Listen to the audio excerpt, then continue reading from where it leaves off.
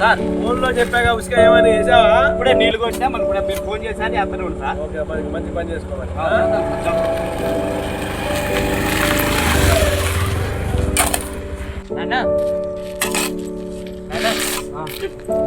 ఏంది కాలేజీ వచ్చినావు? ఈరోజు మా కాలేజ్ వాళ్ళు బండి వేసుకొచ్చింది. బండి నాకు ఇచ్చింది సూపర్ ఉంది. నాకు కూడా అలాంటివి కావాలి. అది ఇప్పుడు నేను కాలేజీకి పోతాను. ఇప్పుడు అంటే బండి అట్టరా?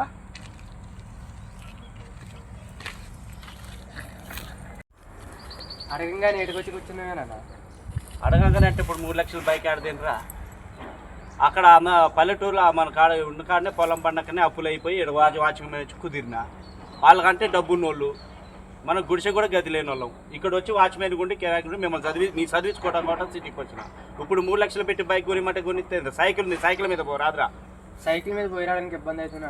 ఇబ్బంది అవుతుందా? అంత కాడికి ఇక్కడ నడుచుకుంటూ పోయినారా? 5 కిలోమీటర్లు పోయి చదువుకున్నారా మేము? సైకిల్ నీకు ఇంక సైకిల్ అని ఉంది, నాకు కాలినడకేరా. అన్ని రోజులు ఒకటే, ఆలోచించే విధానం బట్టి ఉంటుంది. ఆ రోజులైందిరా, ఆ రోజులైంది. ఏంది గొడవ? ఏందండి వీడు బైక్ అంటాడు. నేను ఇప్పుడు 3 లక్షల రూపాయలు పెట్టి బైక్ ఆడితేను సార్. ఎక్కడ బైకులు చదువుకోవాలి కానీ చెప్పుకున్నట్టు చెప్పు. మీరు ఇచ్చే శారీ వాడు చదువుకే సరిపోవట్లేదు. ఆ చిన్నోడు ఇంకా స్కూల్కి పోతాడు, వాడి ఫీజులు వీడి ఫీజులు కట్టలేకపోతాను. అప్పటికే ఆయన ఎవరో బైక్ కొనుక్కుండట, నేను ఆడుకొని ఇస్తా సార్. నీకెందుకు అబ్బా, చూసి చేసుకోవాలి కానీ మనం ఉన్నది చూసి కష్టపడుతూనే ఉండి కదా. శాలరీ మీద బతకాల. మరి 2-3 పిల్లలు ఏంటి అనుకున్నావు? ఇవన్నీ నాకు తెలియదు నాన్న. బండి ఇస్తేనే కాలేజీ పోతా, లేదంటే విసందాకి చేస్తా.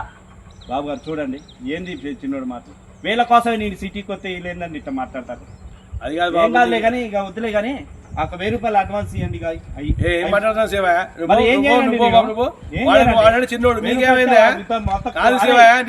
తీసుకురారా, తీసుకొద్దుదా చచ్చిపోదాం. ఏం మాట్లాడు శివ? వాడు చిన్నోడు, నీకేమైందా? నువ్వు ఇంట్లో పో, నేను చెప్తా కానీ ఇంట్లో పో. సాయంత్రం 6:15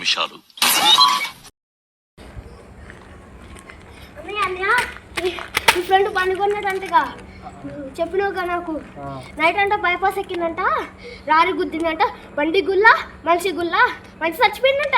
అవునారా? నువ్వు చెప్పిందే కరెక్ట్ నాన్న. ఏమైందిరా? నా ఫ్రెండ్ బండి తీసుకున్నాడంటగా, వాడు చనిపోయాడు నైట్.